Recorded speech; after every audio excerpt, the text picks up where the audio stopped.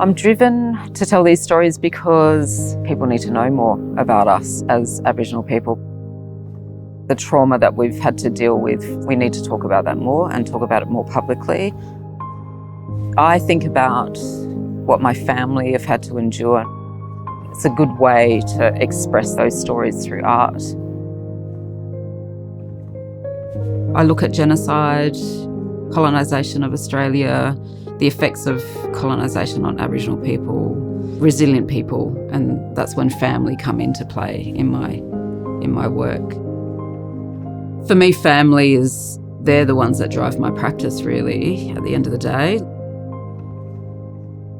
Listening to family history stories and knowing about struggles that particularly my grandparents and my great-grandparents had to deal with.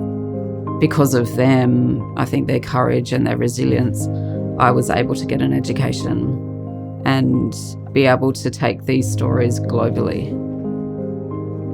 I was born at Woomera, and Woomera was situated within the prohibited area where the bombs were tested.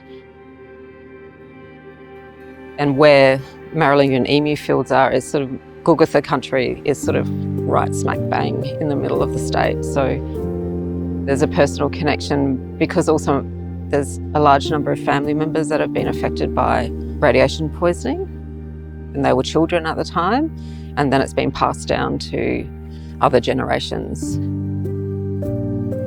There has been some tears, works that have my family in it, but also some really special small works that meant a lot when I was making them.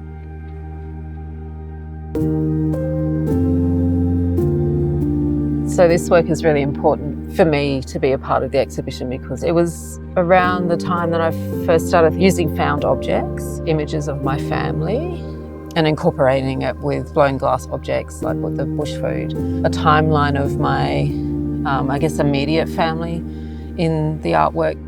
But it was really, for me, a pinnacle work because it was looking at the archive and looking at family history, how important it was to make a work that is about what is considered Aboriginal, a time frame of how it affected my family, including myself, for it to be on display with all the works that came after it is a really important place, I think, in time for me.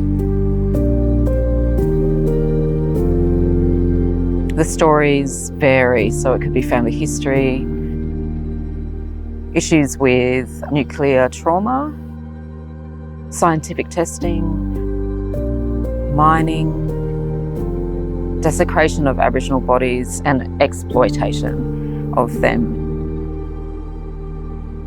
I can't describe how I feel. I guess I just, very proud that a large part of my family are included in the exhibition. I hope that people will leave a little bit more knowledgeable about the issues that have affected Aboriginal people, but also what we're still dealing with at the moment in present day. These stories are never going to go away. I feel like there's a lot more to be done. First Nations artists in Australia, I think we've got a lot to share.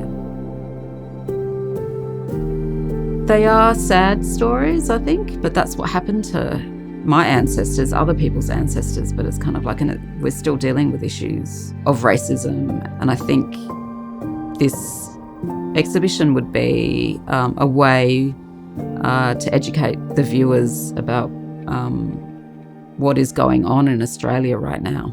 Through creating artworks, it's a way of truth-telling. We're strong people, and I'm really happy that I can create work to acknowledge that.